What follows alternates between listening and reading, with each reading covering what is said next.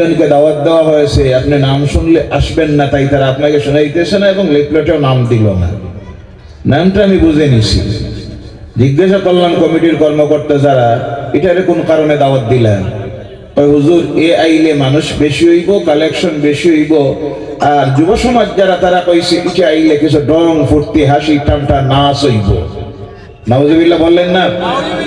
জি, বুঝা যায় মানে এই পরিমাণ ইচ্ছাকৃত ওয়াজের মাহফিলে ডং তামসা করে, কোনো সময় মাইক তুইয়া দৌড় দে। জি আছে না নাই?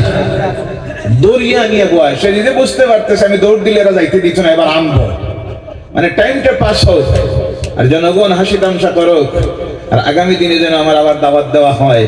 এইভাবে কিছু বক্তাও আছে না নাই?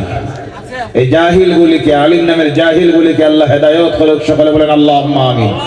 যে সমস্ত কমিটির কর্মকর্তাদের এইভাবে চিন্তাধারা থাকে, আল্লাহ তাদেরকে সঠিক জ্ঞান দেখ, বলেন আল্লাহুম্মা আমিন। 2 নম্বরে শ্রোতা যারা, তাদের নিয়ত ক্লিয়ার হতে হয়।